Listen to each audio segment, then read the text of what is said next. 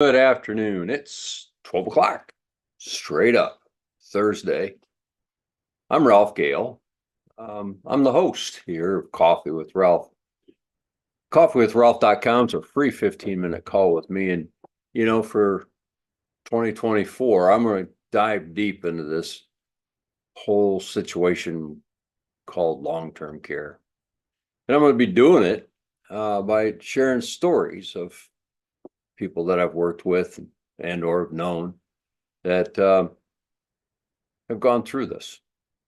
That includes myself. I was asked by a marketing group, who's your ideal client, Ralph?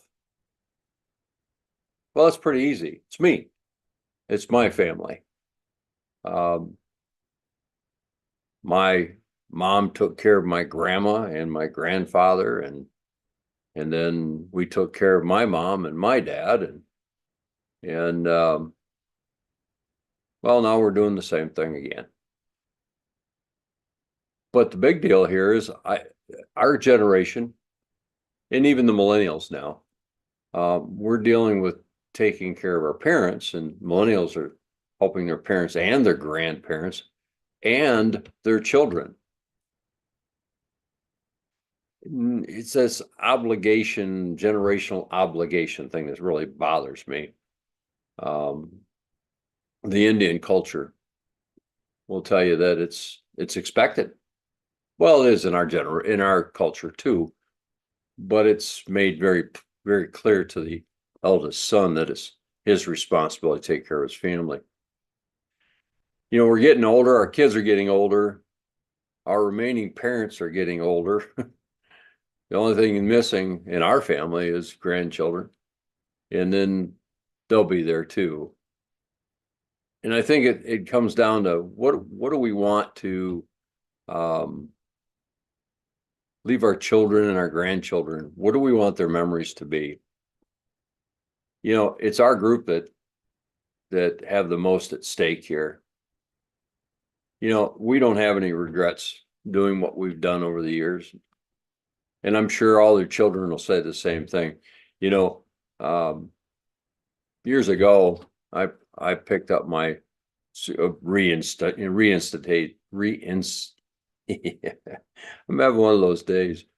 I've got my license back for securities in 2017, and I did it for one reason only. I do asset management, yeah, but that's not really my fit. And I did it because I battled this objection for years with mixed responses. Here's what I hear. My broker says I have enough money and he'll hide it for us if one of us need care. Well, I've come up with a couple of responses to that, and it's just because I shoot from the hip. They may sound rude, but I ask two questions. Hey, listen, other than investment advice, what's your current broker done for you over the last year? And if you're happy with him, what he's doing, why are you here? What can I do for you? You see, I won't even start talking about planning unless I'm relatively sure that person is serious about moving forward and becoming clients. Why, you ask?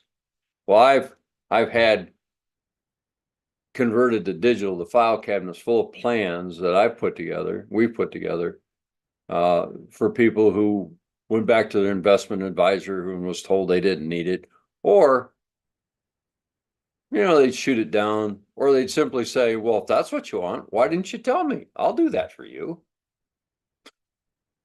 Okay, so let's steal another man's work. That just doesn't. So let me take this direction. We insure what we love. That goes without saying. You have a classic car, by Jove, you've got coverage on that. You don't want to see anything happen to it. We insure our cars, we insure our homes. We actually insure our vacations. Yeah, travel vacation insurance. Yeah, sure. But we love our families, so we obligate them to take care of us when we get old. That doesn't sound like we love them as much as we think we do. I mean, that's a little bit rough to say it that way, but let me do this. You know, John F. Kennedy says, ask not what your country can do for you, but what you can do for your country. And I say, don't ask what our family's going to do for us when we get old, because they're going to do whatever they have to do. We should be asking, what can I do to ensure they aren't stuck in the middle? You see, in 2021, the cost of unpaid care, according to AARP, was $600 billion. That's $15,800 per caregiver a year. That's $1,250 a month taken from the budget of that family member. How can it be so much? Well, you look at the reduction of hours that person experienced. Add in the gas and the food of eating out, the cost of eating out. I'm sure you can see it. AARP calculated that 600 billion using 36 million hours of unpaid care. That's a lot of time. That's a lot of commitment from family members. I'll tell you what, you send me a message, I'll send you a link to that article. One thing the article doesn't touch on that I can speak to personally is how caring for a loved one changes your planning process. Will they be okay if we go out for the evening? Who's going to check on them if we're gone for any length of time? What about if I take a vacation for a week or more? Are they going to be okay? You see, they're important questions. I need to land this plane with a story. In the New York Times, there's been a recent series of articles entitled Dying Broke. It was all about the real true cost of needing care, not just financial, but emotional and the physical impact it had on the caregiver. One of the articles was entitled, I Wish I Knew No One Was Going to Help Me. It tells the story of a woman who moved in with her parents to help them age out at home and how her 4 siblings promised to help. I think you know how the story went. It's the way every one of these stories go. So let me tell you about my ride or die friend from school who just dropped off the face of the world until about 5 years ago. We graduated, together, and he had a kid, then disappeared. About 5 years ago, we caught up on Facebook. I found him. It's funny, but a sad part of this story is I stopped looking for him years ago because I read of his death in a car accident. Everything I read in the obituary was my friend, except it wasn't. Who knew that someone with the same name and age would be living one city over from my hometown? Anyway, when we caught back up, I listened for hours as he told me of his life over the past 30 years.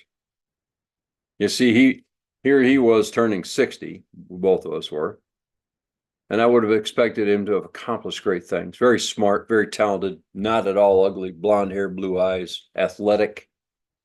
What I found out that he spent his life taking care of his mother after she had had an accident, being hit by a truck driver. She was left with brain damage, limited mobility, and that is why he fell off the face of the world, our world anyways.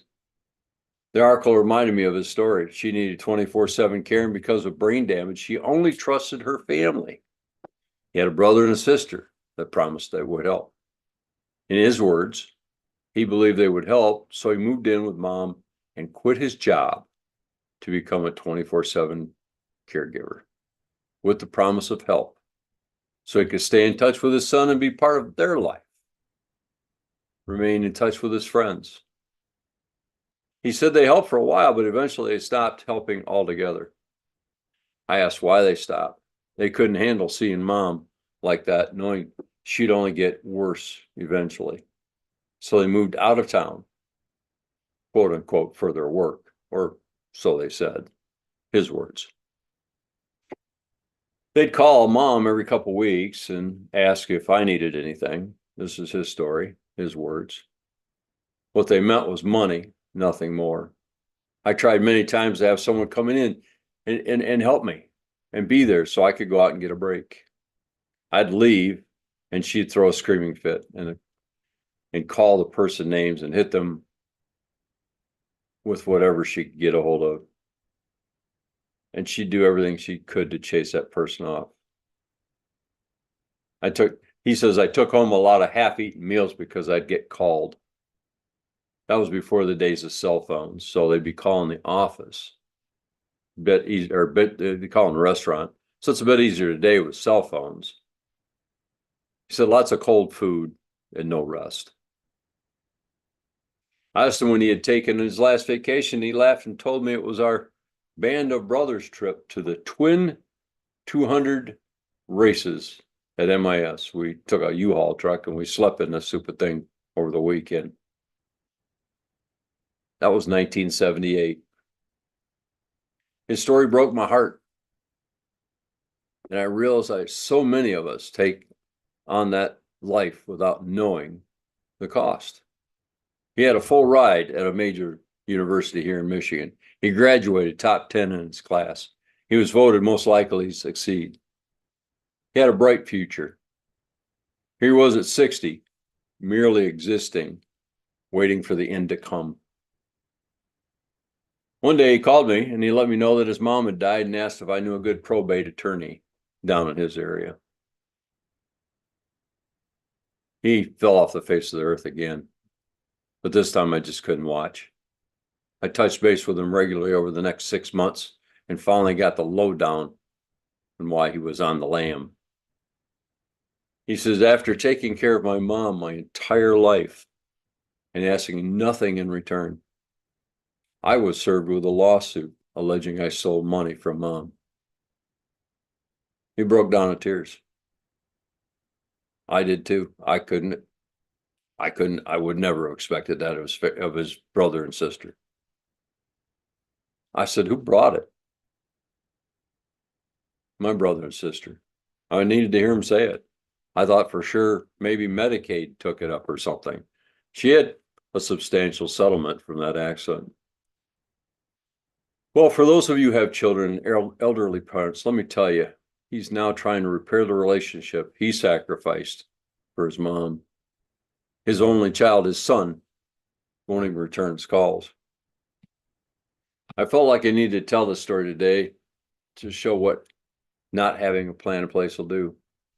Caring for an aging parent doesn't draw families together. It tears them apart. I'm always being asked to give examples of what proper planning looks like. So let me tell you about Jane. Jane wasn't my client, but her mom was. Amy and I put a plan in place years ago before she was afflicted with Alzheimer's. She didn't want her daughter strapped down like she had been taking care of her dad. I got the call one day from Jane. She had found my card in her mom's binder named Care Plan. Now I know what you're thinking. Couldn't I think of a cooler name? But it got their attention. She chose the name, so there'd be no doubt when to look at it. Anyway, Jane said she looked at it and needed to know how to initiate her mom's plan. So I walked her through it. And after I found out why she was calling, I had Jane and Amy get on the phone and we talked about Amy's choices and when to put them in action. We arranged a meeting with the other two people who would help make the decisions about Amy's care. Not family, by the way. One was a doctor and one was her pastor. I checked in periodically, make sure everything was going as planned. Every step was outlined. Amy lived out her life receiving the care she needed and deserved with the level of quality she would have wanted. I got the call that Amy had passed away, and we took the final step of her plans, her final wishes. I was at that celebration of life. What I saw made my heart happy. Her family was intact. There's no animosity, no anger between them, only good memories. But before I could duck out, I was seen by Jane. She introduced me to her siblings, and she explained how it was our planning. It made her mom's life and her life comfortable and peaceful during those years. To tell you how a plan works properly. And by the way, I was reading some notes here because I didn't want to miss any points. Proper planning isn't exciting. It doesn't have these wonderful, magical endings where everybody's okay. Because it's not. That's not what we're doing. It's difficult. And I will say to you again, if you are with investment advisor who refuses to sit down and do this type of planning, it may not be because he doesn't understand the need. He may not understand how to do this. It's a tough conversation or conversations. And now we've taken it one more step. Not only is the plan spelled out in writing, it's kept in her crypt or their crypt, my new client's crypts, digital vaults. So, and they're read by the client. So when the time comes, if you choose to put a plan together with me, you will be reading your plan to your family with no emotion, no anger, just the facts, ma'am. So they understand what you truly want. Listen, this has been Coffee with Ralph. Remember, coffeewithralph.com is a free 15-minute phone call. I welcome any and all calls. Please feel free. And if you'd like a copy of this story or any one of the stories that I've got in my book, please just email me. I will send that to you. The book hasn't been published. I really haven't figured out when to do that. Because right now it's just stories of plans that didn't work or people without plans that I have bumped into over the course of time. I want to include pieces at the end of each one of those chapters on how to prepare against this or prepare for this or however you want to phrase it. Remember, coffeewithralph.com is a free 15-minute phone call with me. Thank you for being here today.